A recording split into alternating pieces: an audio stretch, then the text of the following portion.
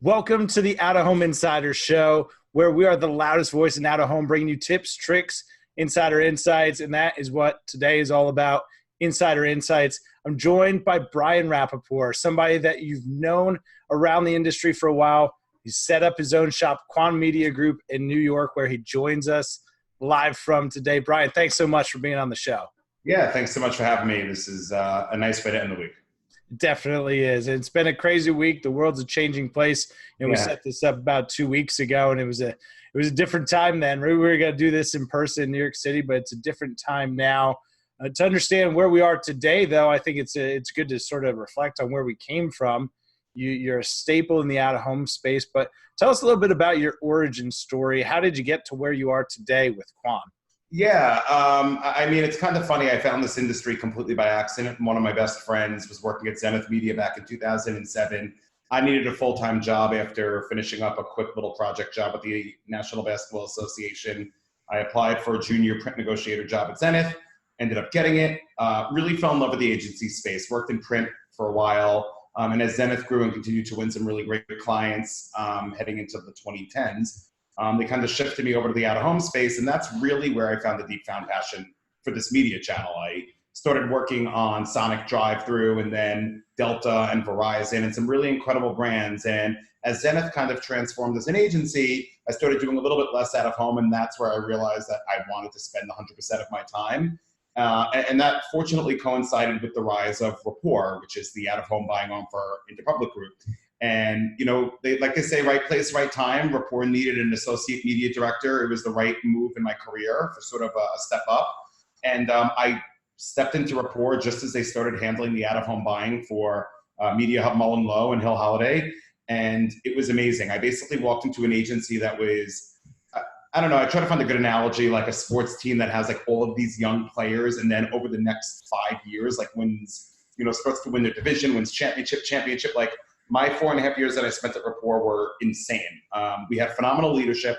And on top of that, we, just were incredible in terms of morale in the office, winning new business, and just kind of, I think, setting the standard for what an agency should be. Yes, we were a holding company agency, but at the same time, we didn't operate like that. We kind of operated like a small shop, and we're so tight-knit and very familial in how we operated that it really lent itself to, kind of the overall gist of the office. Nobody left, nobody switched agencies. We had such a nice staying power there, and it was just probably the 4.5 best years of my entire career. What ultimately led me to Quan is that in 2015, about 4 or 5 months into my time at Rappaport, I saw Casper all over the New York City subway system and really wondered, who was placing their out-of-home.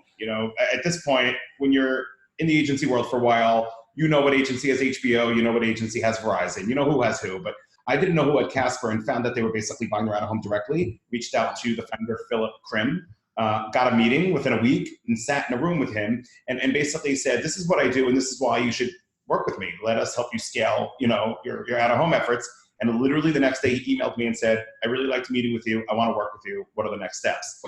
And that was such a good feeling. It was like, wow, I really like to win. And I just new business. I think I couldn't do that at Zenith because Zenith was a massive full service agency, whereas Rappaport was just out of home. So it was a little bit easier to kind of bring clients in. It wasn't like a whole, agency new business pitch.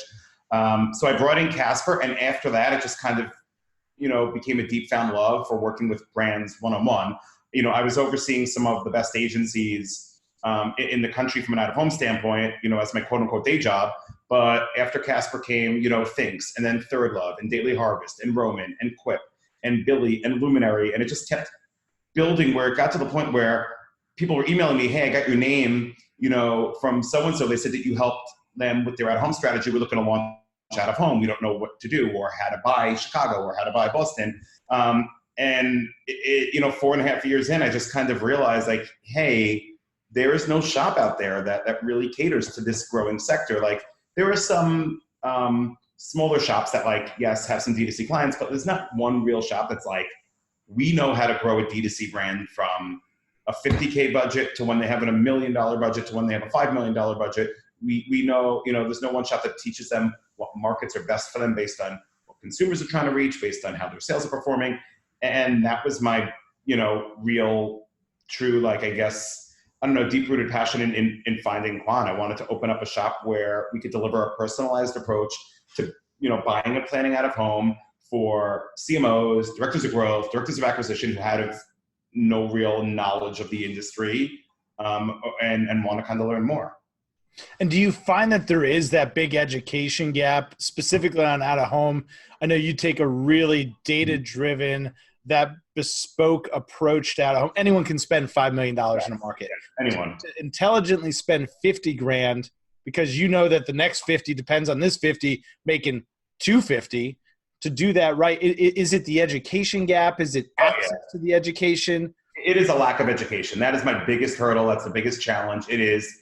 So out of home is only bulletins, right? Or can you buy the New York City? Can you buy the subway? Do you guys buy double-decker buses? Like, it's just questions like that when people don't understand how vast the out-of-home landscape is. And when I start to have conversations with clients and I explain to them, like, do you want to do a 3D projection on top of a painted wall in the middle of Williamsburg? And they're like, oh my God, you can do that? I'm like, yeah, we can do that. Out of home is so much more than a bulletin on the side of the road. And I mean, don't get me wrong, there's still going to be clients that just simply want to buy like that, and we're here for that at the same time.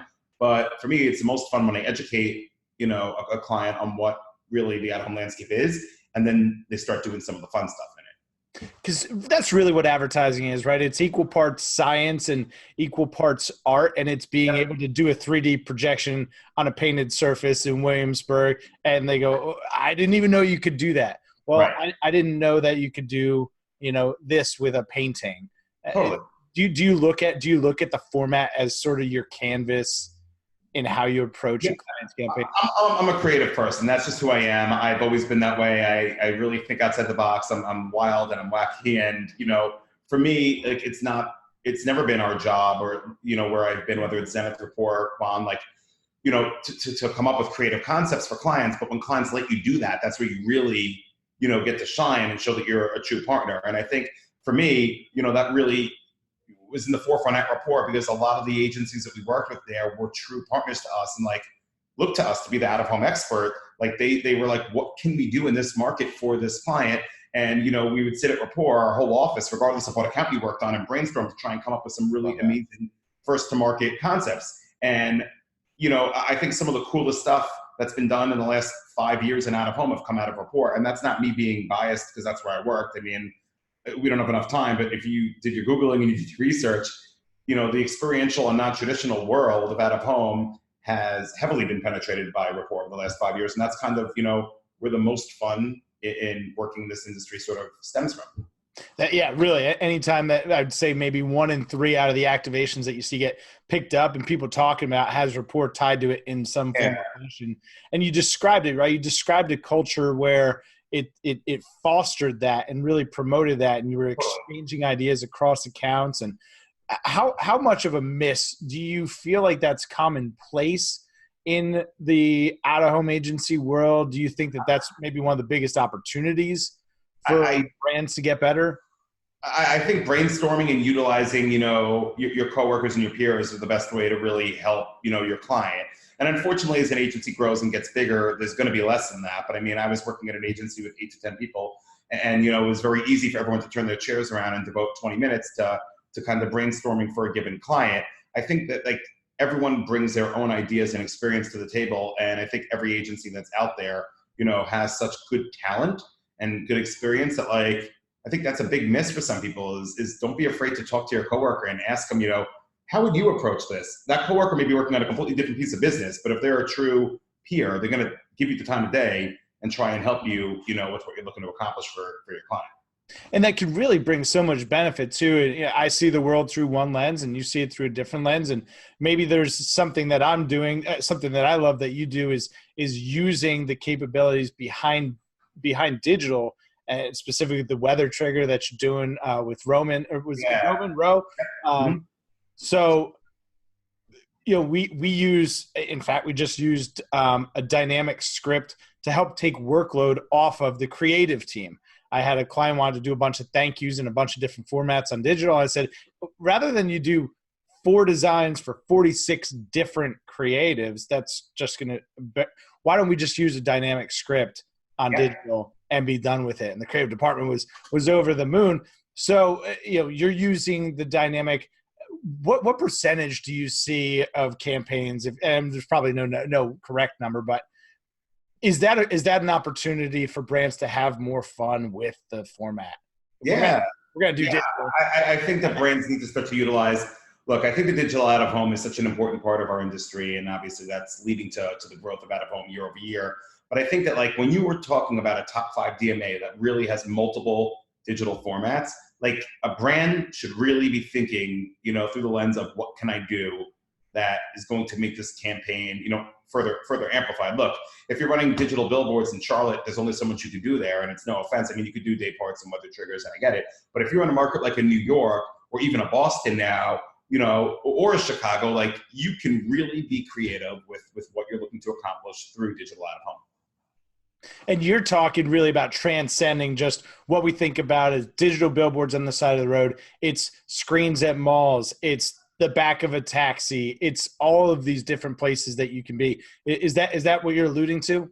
Definitely. I mean, I think, I think it's kind of exciting every time there's a new digital format and out of home introduced. It's kind of like, what can I use this for? I think, Play Octopus is a good example. They came into the space and there are these fun screens in the back of rideshare vehicles that offer trivia and, that offer all of these other different platforms. And, like, as they're scaling, at first when I met with the guys, I didn't really see a lot of them. But now, like, I got into a car in Florida last week and I have a 30-minute ride to West Palm Beach and I'm literally playing trivia and I'm having so much fun. But at the same time, the attribution side of what they offer up is pretty amazing, and they're able to sort of measure a one-to-one connection. And, I think that, like, the more out of home or digital out of home assets, come out, there's going to be that component of, attribution and measurement that's going to, make it truly a better, plus for the industry and for agencies and clients.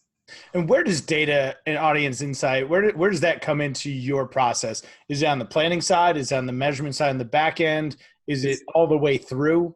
It's usually on the planning side. I mean, in the beginning, the way that I personally plan, and I think that no matter how big Quan gets, however many years down the road, I'm always going to be involved in building plans. I just love it. I don't care. It's one of my favorite things to do.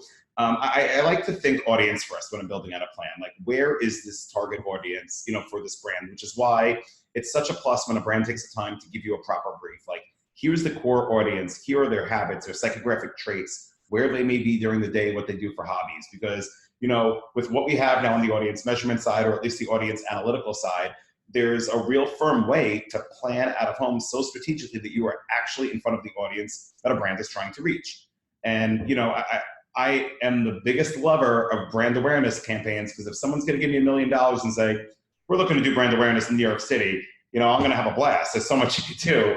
But unfortunately, that's not happening all the time. And, 75% of the time, there are KPIs tied to an out-of-home plan. You need to hit a certain CAC if you're a D2C client. And that's where thinking audience first sort of comes into play on the plan. I'm so glad that you touched on a customer acquisition cost, because that, especially now in a climate where efficiency is so paramount, if I can acquire customers for less than you, then I can outspend you and I can put you out. What should a brand be looking at right now, considering where we are today in 2020? Is now a time to pull back? Is now a time to double down? Is now a time just to be smarter? I think it's just a time to be smarter. Like, let's put, what's going on in the world right now aside, because God willing, it blows over in 4 to 6 weeks. And, like, now it's just a time to be smarter with your spend. Like, you don't need to spend $1 million in out of home to be successful in a top 5 DMA, but, like, you can't really get away with it with just 25K. Having said that, like, that's our, one of our expertise, I guess you could say. Like, I could find a way to utilize 25K in a given market, and I'll do my best to make sure it's spent the most strategically. But, like, if you have 200K and you're looking to spend it in New York, we could be super smart, super effective, and really, like, help you bring in the consumers you're looking to reach. So, right. So that matters. So for anybody listening to this, sometimes it's the fear of the unknown. I'm not going to, I don't have the budget. I can't even play in that arena. But what you're saying is that really that we can work with different budget types, still put together a campaign that works, that's based on real data and audience insight. So would you say Do you, if somebody has a budget that's maybe less than that 25,000, do you start to then look at secondary markets, or do you say come back when you have more? Do you try to do? It's a conversation. It's really a conversation, and I pride myself and what we do over here on. I will tell a client if they should bank those dollars rather than spend them in out of home and then not see a result. I think it's important, and that's what's ultimately going to build client trust, because maybe right now they just don't have it. They don't have the money to spend it out of home, and they're not going to see a result. But in 6 months, when they're a unicorn or whatever the case is, they're going to come back and be like, you know what, we just got another round of funding, and marketing is huge for us, and we have a good 350 to 400 to spend it out of home, and we're ready to go big now. I think what makes us different is that I'm sorry, people could deny it, but like, you can't go to a large agency as a new client and ask, tell them that you want to spend 50K. They're either going to turn you away, or they're going to tell you that you can't spend it. I think that my competitors and myself in this space, like, that's kind of what makes us stand out a little bit. Maybe even some of the other competitors out there will not bother with that. I will work with any budget. I just want to try and find a way to make it work best for a client. And if it can't, then I'll just tell them.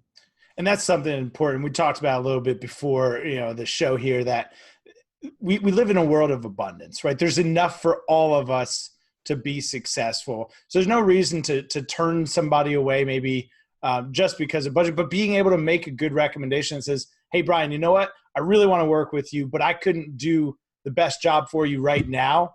So why don't you wait? And then when you do come back, you've got a trusted partner, because these relationships are going to grow from 50,000 to 5 million.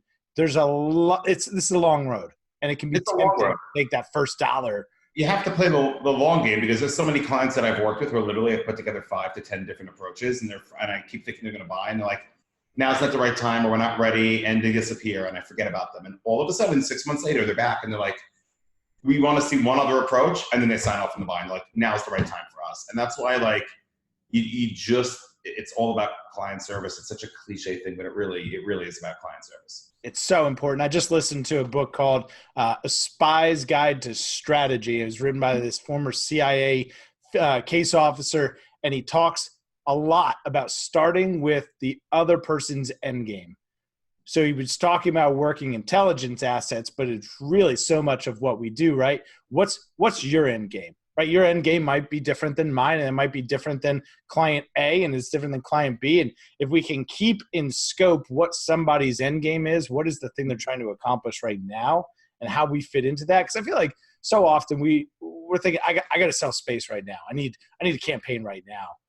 But that might not be your end game. Maybe it's just getting that introductory information, or exploring what out of home looks like. So I really appreciate that you take that approach. On the attribution side, as we start, there's so much conversation about attribution right now. What do you think? What's the right way to approach attribution for out of home? I think it's sitting with the client and saying, what do you want to get out of this campaign? Are you looking to measure drive to site? Are you looking to measure foot traffic into a brick and mortar location? Are you looking for simply awareness? Like, who knew about my brand before this out-of-home campaign? Now who knows about it after? And how do they know about it? I think there are enough solves now on the attribution side and out-of-home, and enough really good partners where you have to have the conversation. Don't just go to the table and say, oh, we could retarget, or we could geofence. It's really asking the client, like, what are you looking to get out of this campaign? And if it's, simply awareness, then like, so be it. How do you approach measuring awareness? And hey, Brian, I want to do an awareness campaign, and let's measure awareness. How are you going to approach that task? I mean, it's usually with like a testing control market. I mean, based on if where you're launching out of home. But I mean, we just did a big out of home buy for Bonza, which is a chickpea pasta. They've never done out of home, and it happens to be very good. I love Bonza pasta. Up in Boston, and basically did a station dom and the largest in Back Bay, and took over a bunch of brand trans and ran live boards throughout the whole system. And we used the test and control market, obviously Boston, and then Philadelphia, where there was no out of home. We did a pre and post awareness study through Mira. And I mean, without getting into specifics, basically, because of out of home, essentially, or a direct correlation, the awareness level for Bonza spiked as soon as we were finished with our plan, as opposed to like 2 weeks before we launched our plan. And there's like so much more into the post awareness research, but like that was a simple awareness study, and it was kind of awesome to see because, you know, Outfront was a great partner. We had a really strong plan. I just knew from the beginning, sometimes, you know, like, you're not going to be Apple or Facebook or Spotify, but like, you know when an out-of-home plan is going to work. Like you just know when people are going to understand and know about a brand after you run an out-of-home campaign. And I just knew before Bonds that like anyone that's up in Boston is going to know about this brand by the time this is done if they didn't know about it. And you know, now at least we have the actual results to kind of prove that. And now you can scale off that, right? Now I've got a proven approach. Right. I know it works. And now where else do you want to do it? Right. Let's see where, you know, what maybe didn't work or what wasn't the most effective tactic, and like, you know, find markets that are and that's kind of how I've planned for D2C brands, you know, for the last 5 years. It's like, you know, for Casper, was after they were done with New York, which they did by themselves. I came in basically when they were done with New York. It was what markets are very similar to New York, where we've seen success, where we can kind of mirror what we've done from an out-of-home standpoint and hopefully see success, you know, in that other market. And it started for them in San Francisco, and we kind of did an identical approach to New York, and they saw results. But it was kind of funny because then after that we went to Chicago, and we kind of took a different approach in Chicago and kind of stayed away from transit and did, I don't know, went a little bit different than both Chicago and New York, and they didn't see real lift in Chicago. Really? So different approach in Chicago. It was years ago, and it was like, yeah, it was, you know, it's a much longer story, and out of fairness to, you know, to Casper, I'm not going to jump into it, but like, you know, we took a different approach in Chicago than New York and San Fran were definitely very heavy transit markets. And also those markets are identical. And Chicago is a pretty similar market also. And yeah, we took a different approach, and they didn't really see results, whereas they did in San Fran and New York. And funny enough, Boston later that year we went to, same approach as New York and San Fran, and Boston, they saw such nice results that they increased their out-of-home spend there. And they were basically, I think at the time, maybe the only channel running, or maybe it was in collaboration with direct mail. It was a while ago, but it's kind of interesting. And I mean, I think that's, you know, once you've conquered the top 3 or 4 markets that you've seen success in, then you can kind of start playing in those secondary markets where like you could shift the approach and kind of play around and see, you know, what works in terms of awareness versus what doesn't. I think it's really important what you just touched on there was not being afraid to try something and fail, because that's what we do, right? We're always testing creative formats, measurement. We're always testing these things because the world's constantly evolving, and how we can measure these types of things. And one thing that you might have never tried before, you try, and it turns out to be the most effective thing. Do you approach campaigns with that in mind from an A/B test, or we're going to test markets against markets? How do you? I think it's markets against markets. I really hope that like a client that didn't see success in their first ever out-of-home campaign doesn't get turned off to out-of-home. I mean, but it happens. It happens so frequently. It happens, and in complete fairness, because, you know, while I love to pride, you know, what I do and what Quan does, and, you know, on successful campaigns, like we worked with a client a few months ago that did their first, you know, out-of-home campaign in Atlanta. They didn't have a massive budget. And Atlanta's a tough market to like penetrate unless you have a really high budget, because it's heavily driving. And even as some of the new large format, you know, out-of-home, you know, rolls out in downtown and by 5 points, it's still a tough market. The mass transit system isn't really used that much. And, you know, the client spent somewhere in the 50 to 75K range on, you know, we really tried to get refined. We used zip code data, so on and so forth, but they didn't really see much results as a result of the out-of-home campaign. And I don't know, that, first of all, that always sucks, because I'm like, I feel like I failed at my job. But at the same time, it's like, all right, well, at the same time, you spent 50K, you didn't spend 500. Let's just sit together and figure out maybe what other markets are in contention moving forward. And let's change things up for the next go around. Because if you're going to get turned off because you didn't see results from your first ever out-of-home campaign and be afraid, then like, I don't know what to tell you. Like, you can't, it's more of like a life lesson. Like, you can't get upset when you fail the first time. You know, you try again. Scared money don't make money. That's right. It's like doubling down in blackjack, you know? That's it. Play the hot hand. Yeah, exactly. And that's the conversation that I'm having with advertisers right now is that double down conversation. It's an opportunity to own more attention for arguably less money, right? We know that money is shifting in terms of areas of focus. So I think that's a great point that you bring out. Totally. Yeah. So, Brian, you're based in New York, but you've got campaigns all over the country. Is there anywhere that you don't work? Are you mostly U.S. Oh, focused? we are fully national in that, North America, that includes Canada. I've done buying and planning in Toronto and Vancouver. We have international capabilities. So, whether it's the UK or Spain, so on and so forth. But I think what really, what we pride ourselves on is market expertise, especially in North America. Like, when a client comes to us and they're looking to do something in Miami, like, we know where they should be, what units are great, what partners in the sales side are the strongest there.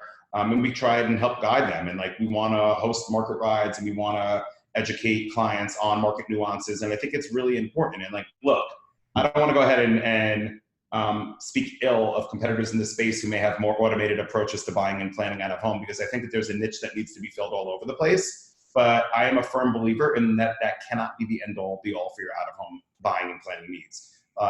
That personalization and that experience and understanding the space is so important for a client that I just personally don't feel the threat of, full automation. And maybe to a degree, yes, and I get it, and it definitely helps. But, the best comparison for me is, and I've kind of gone off on a tangent, is, I do my taxes through a CPA, and there's TurboTax out there, and I can go ahead and do it.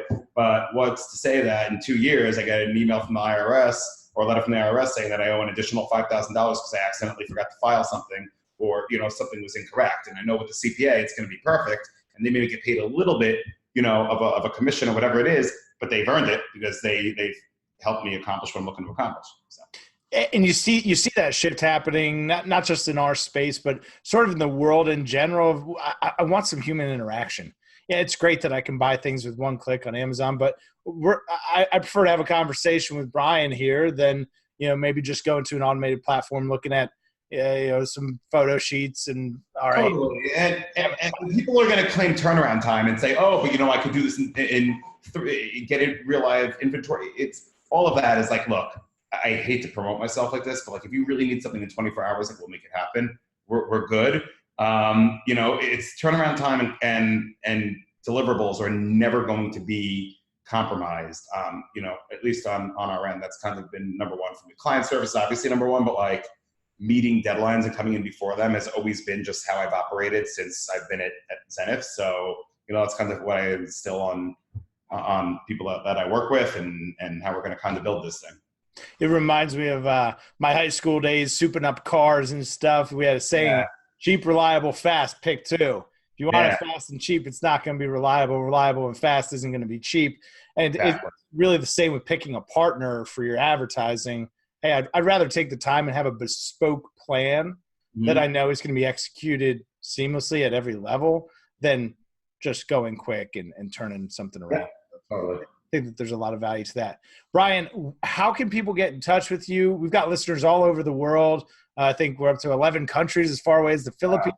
Wow. So that's why I asked the question of where your footprint is. But what's the best way to get in touch with you? I don't want to jinx myself and open up Pandora's box, but I'm known for responding to emails within anywhere from 1 to 3 minutes after getting them, regardless of the day of the week or time of the day, unless I'm really out of pocket. So Brian at quanmediagroup.com is fine. I won't give you our generic info at Quan Media Group. Feel free to email me. I'm always open to helping people out, having a discussion about our industry. I love talking about out-of-home advice. Look, obviously, if you're a potential client, I love that. Again, it doesn't matter what budget you have, but whether you're looking to break into the industry, whether you're looking for agency advice, feel free to reach out. And I guess the one thing that I'll say is that I really do love doing what I do, and I think most of all, it's because of the industry that we're in and the camaraderie. And I think it's kind of unique that it's a really tight-knit niche part of media, and everyone seems to get along and have friends all over the place, competing agencies on the sales side. And I think, that kind of has to stay that way because it's important, to kind of keep that human element of camaraderie and getting along and all that stuff.